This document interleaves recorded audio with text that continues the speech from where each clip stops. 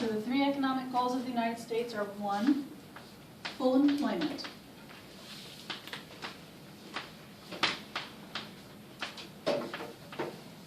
When we talk about full employment, what we mean is that anyone who is willing and able to work at the given wage rate can find a job.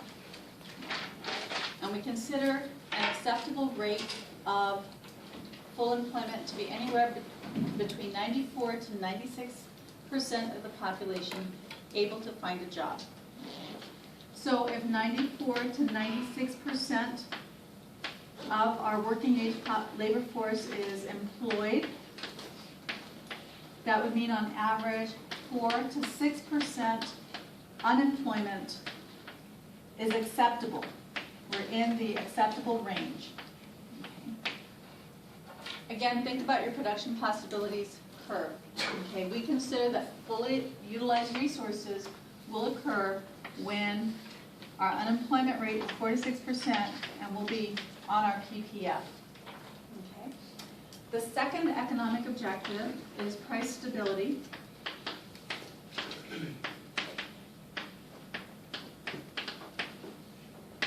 And price stability means our price is going up, our price is going down.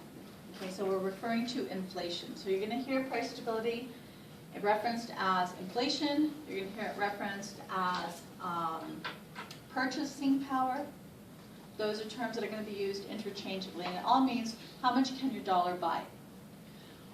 There are some key measures for price stability. One key measure is the Consumer Price Index.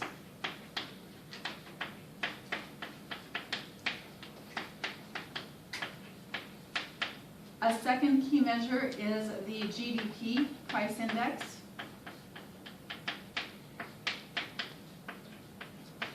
And there's a third key measure called the Producer Price Index.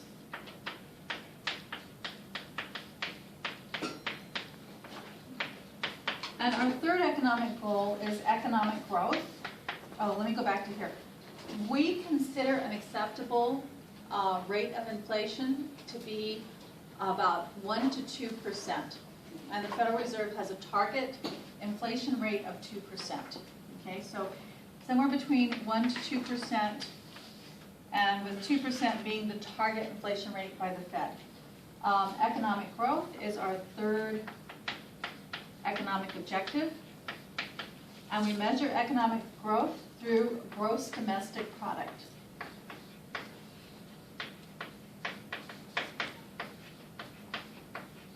And we like to have our growth rate somewhere between minimum 2 to 3% economic growth. Okay, so you'll also see this as GDP. Sometimes people call this income or economic activity.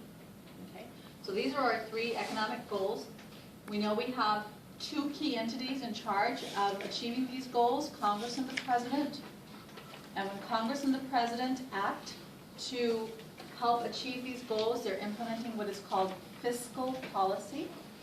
Okay, fiscal policy is a change in taxes or a change in government spending to help us achieve these goals. So you won't find this in the textbook. You need to write notes.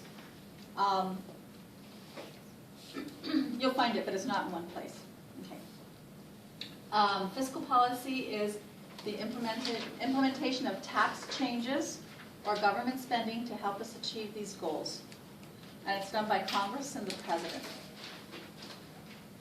The second key player is the Federal Reserve Bank, which is our country's central bank, and they conduct monetary policy, which is changing the money supply so we can achieve these economic goals.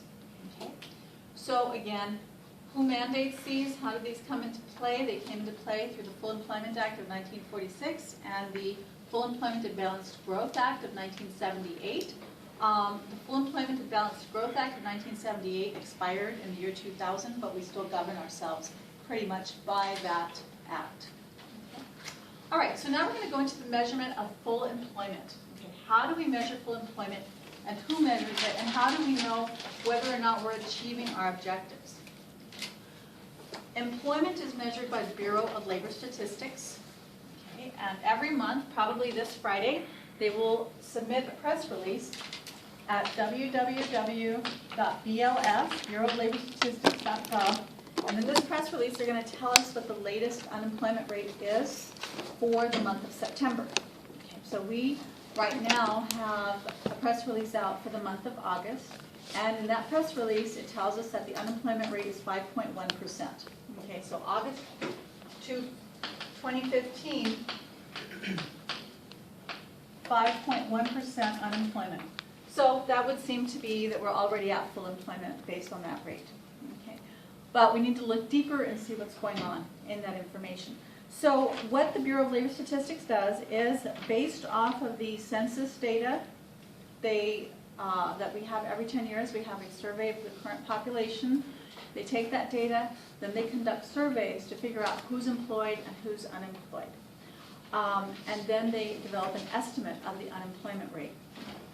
Now, the way they break it down in order to figure this out is as follows.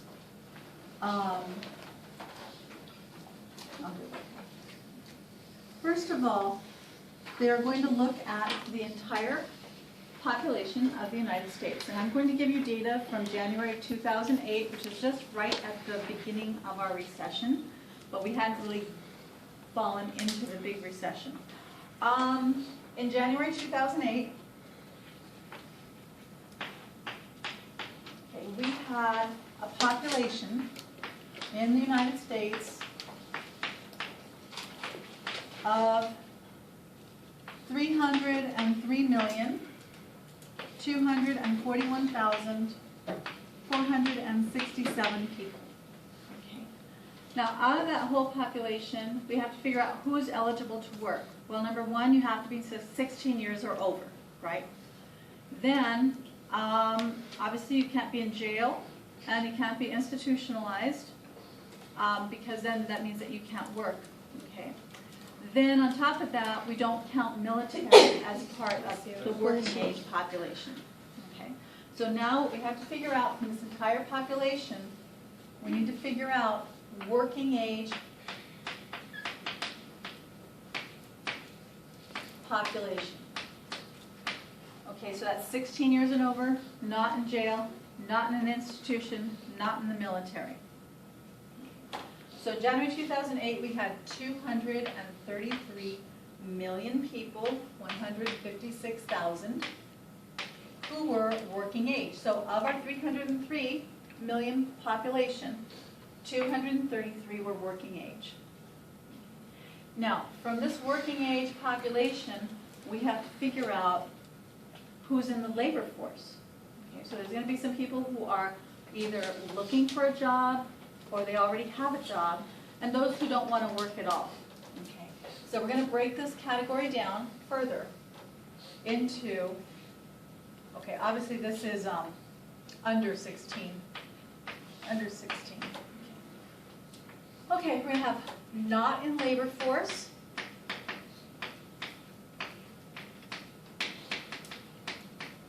And over here we'll have the labor force.